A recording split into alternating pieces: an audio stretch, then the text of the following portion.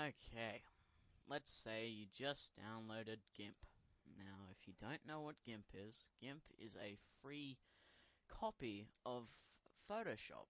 Now, yes, there are people that get free copies of Photoshop through torrent sites, but this one is, legal. It is freeware. It's not as good, of course, because it is free. Photoshop's done by, highly paid programmers and stuff, and Gimp's made by some dude in his basement. So it's not as good, but it's pretty amazing considering. I use Photoshop and Gimp. I use Photoshop at school, but because of lack of money, I use Gimp at home.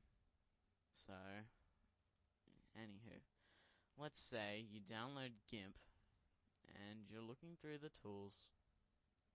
You're figuring out what they do. Most of them is pretty easy. Then you come to one called the clone stamp tool. So we have the clone stamp tool, and this is our blank little picture we have. And we start clicking, and we got an error message. Sometimes this doesn't pop up, and it says get a source image first. Well, look, what on earth does that mean? Okay, we'll just close it and try again. Error message comes up again. Alright, so if we were to do it on a blank piece of paper, you can't see what the clone stamp does. So we go move that. So on this, we have a nice cloud, a nice sky, nice cloudy sky. Now, we need to set a source point, like the error message was telling us. Now, how do we do that? Well, Gimp, you hold down Control. See the icon change next to on the cursor? Now you click that somewhere, there'll be a little circle stay there. Now, if we start painting, it's doing something. But what is it doing?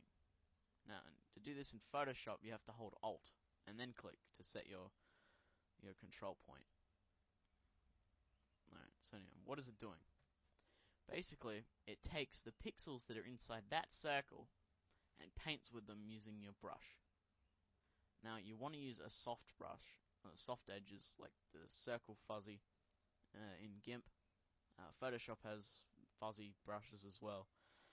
Just don't use something with a hard edge because it doesn't look right. So we'll come back here. We'll undo that. And, yeah, anyway. What the clone stamp is good for is fixing stuff like this, where there is a hole in your image or something. Now, this could be a droplet of water that has corrupted a photo you've scanned it in, a drop of coffee, or just old wear and tear on the image. So you scanned it in and you want to fix it. Now, that's what the clone stamp is for. So this little blemish is on the cloud and the sky. So what you do is first you'd set your source point on the cloud and you'd paint the cloud back in. Now I'd spend longer on this and make it look nice and perfect if this wasn't a tutorial video, but it is, so I'm trying to make this quick. So you'd paint it in and you go around, and there it's somewhat fixed. Now, you can use that to fix pretty much anything. Sometimes it doesn't look right, and you have to fiddle with it to make it look good. Yeah. But I think that worked pretty good for the tutorial. Now, another thing that you'd use the clone stamp tool was if you had a second picture open at the same time, and you wanted to bring pixels from part of the image from this picture into this one. So what you do is you'd set your source point in this picture, you'd get the other picture, and you just start painting. And now it's bringing that image into this one. See?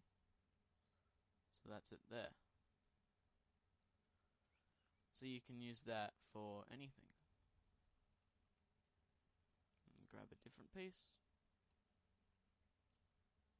See, that's it there. Yeah, that's the clone stamp tool. It's not as useless as it looks at first, and it can be pretty useful, especially where if you get a wallpaper off the internet, and in the bottom right corner, very often there will be somebody's name of whoever did it.